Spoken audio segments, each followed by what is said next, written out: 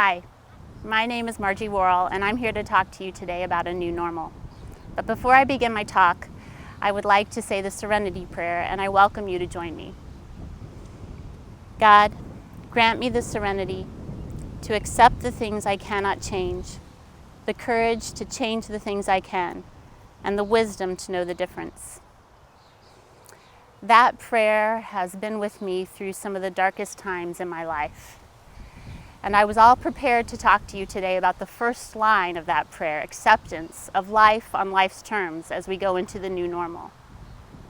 However, in light of recent events, I feel far more compelled to talk about the second line, the courage to change the things I can.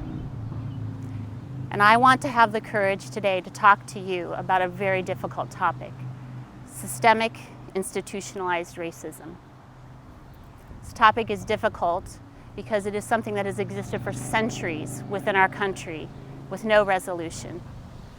It's also difficult because in recent weeks we have witnessed horrific events of violence against our Black brothers and sisters, innocent and unarmed, being beaten and sometimes killed.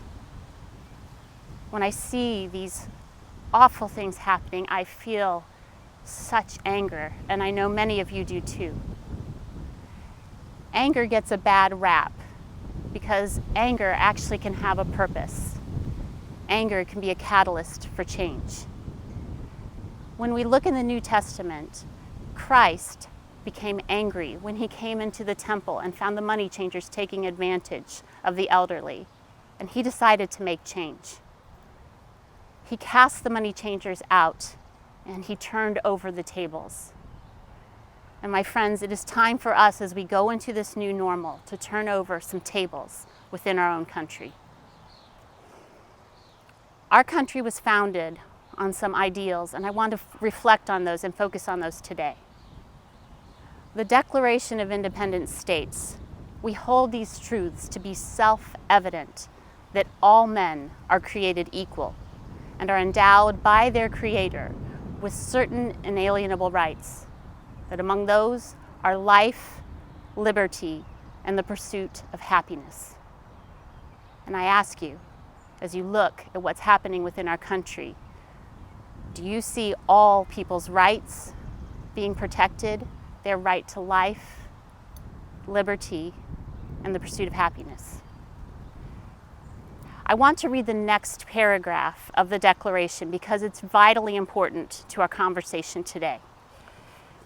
That to secure these rights, governments are instituted among men, deriving their just powers from the consent of the governed. That whenever any form of government becomes destructive to these ends, it is the right of the people to alter or abolish it, and to institute new government, laying its foundation on such principles and organizing its powers in such form as to them shall seem most likely to affect their safety and happiness. When I read that section of the Declaration, I hear change. I hear systemic change. So how do we go about creating systemic change for our country as we progress forward into a new normal? Well, there are many ways, but today I would like to focus on 4 key areas that we can actually start today. The first one is to educate.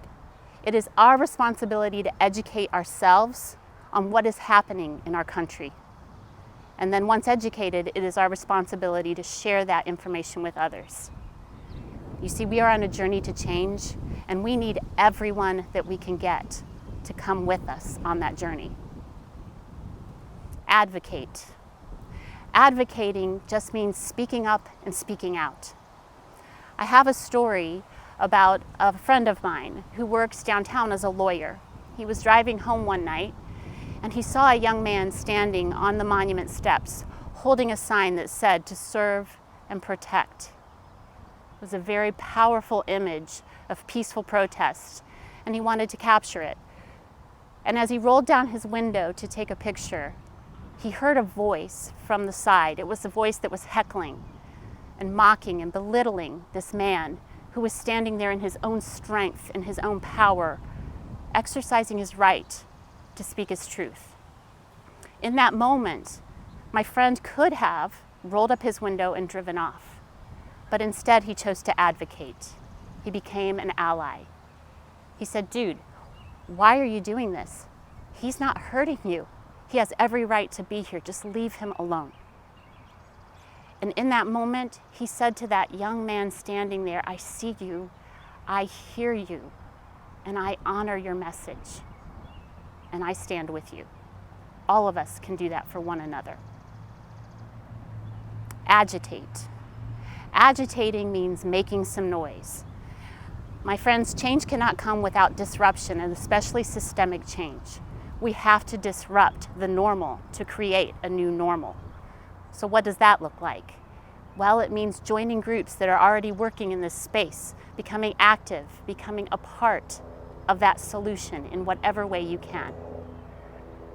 And finally, legislate. I'm hearkening back to the words that I read from our own Declaration of Independence, and it is vitally important that we go out and vote.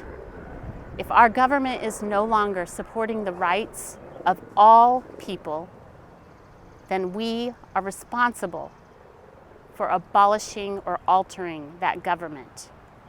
So as we step into the new normal, my friends, research, find out who will be supportive of all people in our country, supportive of their rights, and put those people into office. Before I end, I want to leave you with two quotes. The first one is from Dr. Martin Luther King Jr., and it's one of my favorite quotes. "Faith is taking the first step without being able to see the entire staircase." We cannot see the entire staircase right now. Everything is changing very rapidly in our world, but we can have faith, and it is incumbent upon us to take that first step and know that we will be supported by others in our community. The last quote I want to leave you with is from Margaret Mead. And this quote says, "Never doubt that a small group of concerned, thoughtful citizens can change the world, because indeed, it's the only thing that ever has." As we go forward together into this new normal and making change, I wish you peace. God bless.